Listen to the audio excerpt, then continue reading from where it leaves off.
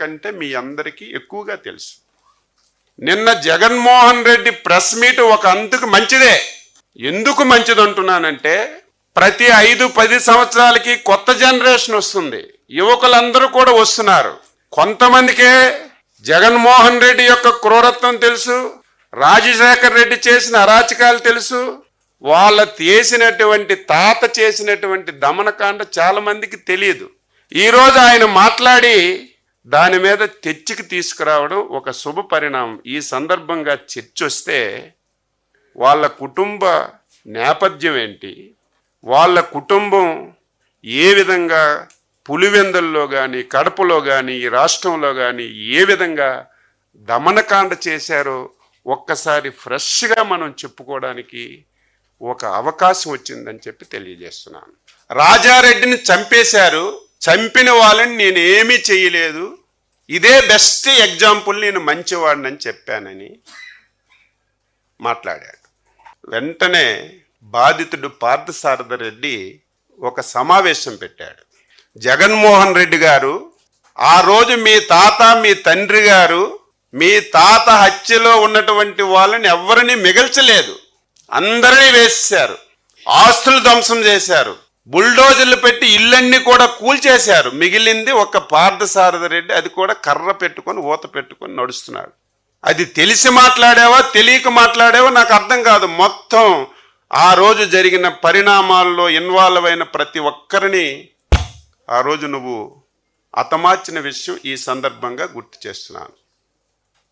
రెండవది, ఆ రోజు పులివెందలకి తెలుగుదేశం పార్టీ పక్షాన ఉన్నటువంటి వ్యక్తి ఆ రోజు ఇందులో ఒక బాధ్యుడని నువ్వే చెప్పావు, నేను చెప్పలేదు. ఆ బాధ్యుడు ఈరోజు నీ పార్టీలో ప్రముఖంగా ప్రధాన కార్యదర్శిగా బాధ్యతలు నిర్వహించి నీ పక్కనే ఉన్న విషయాన్ని కూడా నువ్వు గుర్తు పెట్టుకోకుండా ఈ విధంగా చంద్రబాబు నాయుడు అనే కారణం అని చెప్పి మాట్లాడడం చాలా దారుణం అని చెప్పి తెలియజేస్తున్నాను. రెండవది, చంద్రబాబు నాయుడు గారు అపోజిషన్ లీడర్గా ఉమ్మడి ఆంధ్రప్రదేశ్ రాష్ట్రంలో శాసనసభలో ప్రసంగం చేశారు. 4 రోజుల తర్వాత రాజశేఖర్ రెడ్డి గారు నువ్వు అసెంబ్లీకి రావు అని చెప్పి చంద్రబాబు నాయుడు గారు ప్రసంగం చేసిన తర్వాత 4 రోజులకే హెలికాప్టర్ కూల్ చనిపోయింది. చంద్రబాబు నాయుడు గారు పాత్ర ఉందని చెప్పి నిస్సిగ్గుగా మాట్లాడుతున్నారు. ఈరోజు రేపు మీకు చూపిస్తాం, ఇప్పటికే మీకు ఆ వీడియో వచ్చింది. చంద్రబాబు నాయుడు గారు స్పష్టంగా చెప్పారు. అదేంటో మన రాష్ట్రం యొక్క దౌర్భాగ్యం. ఆ రోజు రాజశేఖర్ రెడ్డికి కానీ ఈరోజు జగన్మోహన్ రెడ్డి కానీ మన రాష్ట్రం మీద, మన రాష్ట్రంలో ఉన్న దేవుళ్ళ మీద ఒక కక్ష కట్టుకున్నారు. ఎందుకంత పగ దేవుళ్ళ మీద? మీకు ఎందుకంత పగ? అందులో మా రాష్ట్రంలో ఉన్నటువంటి 7 కొండలవాడు వెంకటేశ్వర స్వామిని అపవిత్రం చేయాలని ఆ రోజు నుంచి ఈ రోజు వరకు మీరు కంకణం కట్టుకున్నారు. అందులో భాగంగా నీ తండ్రి ముఖ్యమంత్రిగా శాసనసభలో వెంకటేశ్వర స్వామికి 7 కొండల అవసరం లేదు, 5 కొండలు అని చెప్పి నిండు శాసనసభలో మాట్లాడితే, ఆ సందర్భంలో అపోజిషన్ లీడర్గా నేను వెంకటేశ్వర స్వామికి భక్తుణ్ణి, ఆ ప్రాంతంలో వెంకటేశ్వర స్వామి పాదాల చెందన పెరిగిన వాడిని, వెంకటేశ్వర స్వామికి ఎవరు అపవిత్రం చేసినా సరే ఎవరికి మంచి జరగదు, మేలు జరగదు అని చెప్పి మాట్లాడినటువంటి మాటలు అని చెప్పి తెలియజేస్తున్నాను. దాన్ని వక్రీకరించి నిన్న మాట్లాడాడు.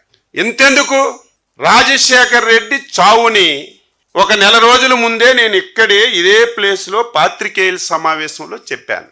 రాజశేఖర్ రెడ్డి యొక్క మరణంలో అనుమానాలున్నాయి, ఇందులో జగన్మోహన్ రెడ్డి గారి యొక్క పాత్ర ఉంది అని చెప్పి ఆ రోజు ఉన్నటువంటి కాంగ్రెస్ నాయకులందరూ మాట్లాడారు. ఆ రోజు బొత్స సత్యబాబు గారు కూడా మాట్లాడారు. నేను మాట్లాడితే ఆయన ఏడ్చాడు. ఎందుకు ఏడ్చాడో నాకు ఈ రోజుకి అర్థం కావడం లేదు. నేనేం తప్పు మాట్లాడానా? మీ జగన్మోహన్ రెడ్డి లాగా లేనిది ఉన్నట్టుగా మాట్లాడానా? ఉన్నది వాస్తవం. ఆ రోజు నువ్వు అధ్యక్షుడిగా ఏం మాట్లాడావో అదే నేను ఆ రోజు చెప్తే నువ్వు ఏడ్చావు. ఎందుకు ఏడ్చావు? ఈ రోజుకి సమాధానం లేదు. ఎంత మోసం, దగ, ఎంత కుట్ర, ఎంత దౌర్భాగ్యంగా వ్యవహరిస్తున్నాడు ఎగ్జాంపుల్ ఆ రోజు నువ్వే. నా తండ్రి సావుకి రిలయన్స్ గ్రూప్ అధినేత ముఖేష్ అంబానీ గారని చెప్పి నువ్వే చెప్పావు. ఆంధ్ర రాష్ట్రంలో ఉన్నటువంటి రిలయన్స్ సంస్థలన్నింటి మీద మీ వాళ్ళందరినీ పంపించి దాడులు చేశావు. ఇది వాస్తవమా కాదా? ప్రజలందరికీ నేను ఈ సందర్భంగా అడుగుతున్నాను. పాత్రికేయులుగా మీరు కూడా ఒకసారి గుర్తుపెట్టుకోవాలి. అచ్చెన్నాయుడు చెప్పింది వాస్తవమా కాదా అని తెలుసుకోవాలి.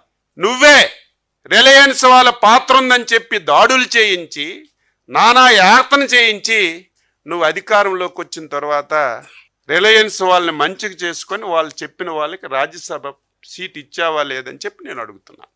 ఇందులో ఎవరి పాత్ర ఉంది? చంద్రబాబు నాయుడు గారికి ఇందులో ఏం సంబంధం? దీనికి కర్మ కర్త క్రియ నువ్వే. ఏం జరిగిందో నువ్వే చెప్పాలి. బాధ్యులు ఎవరో నువ్వే చెప్పాలి. దీన్ని వక్రీకరించి మాట్లాడుతున్నావు. ఇక మూడవది వివేకానంద రెడ్డి హత్య. జగమరిగిన సత్యం. చిన్న పిల్లవాడు గాఢ నిద్రలో ఉండి ఒక్కసారి లేపి వివేకానంద రెడ్డి ఎలాగ చనిపోయాడంటే జగన్మోహన్ రెడ్డి ప్రమేయంతో గొడ్డలతో నరికి నరికి క్రూరంగా చంపారని ప్రతి ఒక్కరూ చెప్తారు. అంతెందుకు, ఇది నేను చెప్పవలసిన అవసరం లేదు. మాకు నువ్వు ఆన్సర్ చేయవలసిన అవసరమే లేదు. సాక్షాత్తు నీ బాబాయి కూతురు 7-10 సంవత్సరాల నుంచి వాళ్ళ తండ్రి ఆత్మక శాంతి కలగాలని, మా తండ్రి హత్యలో జగన్మోహన్ రెడ్డి ప్రమేయము ఉంది ఉంది ఉంది అని కాలికి బలపం కట్టుకొని ఊరు వాడ దేశం మొత్తం తిరిగి చెప్తుంటే ఆవిడ అడిగినటువంటి ప్రశ్నలకు నువ్వు సమాధానం చెప్పు. మాకు చెప్పవలసిన అవసరం లేదు. కనీసం మేము అడిగిన దానికైనా ఇన్ని రోజులైంది, ఒక్క రోజైనా సరే నువ్వు సమాధానం చెప్పకుండా దీన్ని కూడా నువ్వు చంద్రబాబు నాయుడు గారి ప్రమేయం ఉంది, గొడ్డల పార్టీ ఎందుకు గింజుకుంటున్నావు? గొడ్డల పార్టీ కాదా? సొంత బాబాయిని అధికారం గురించి నేను ప్రతిసారి చెప్తున్నాను. ముఖ్యమంత్రి పదవి గురించి, అధికారం గురించి తండ్రిని వదలడు, బాబాయిని వదలడు, తల్లిని వదలడు, చెల్లిని వదలడు. చివరికి నీకు ఈ స్థాయికి తీసుకొచ్చినటువంటి కార్యకర్తలను కూడా ఊచకోత కోసి అధికారాలను రావడానికి ప్రయత్నం చేస్తావు తప్ప నీకు ఇంకొక ఆలోచనే ఉండదని చెప్పి తెలియజేస్తున్నాను.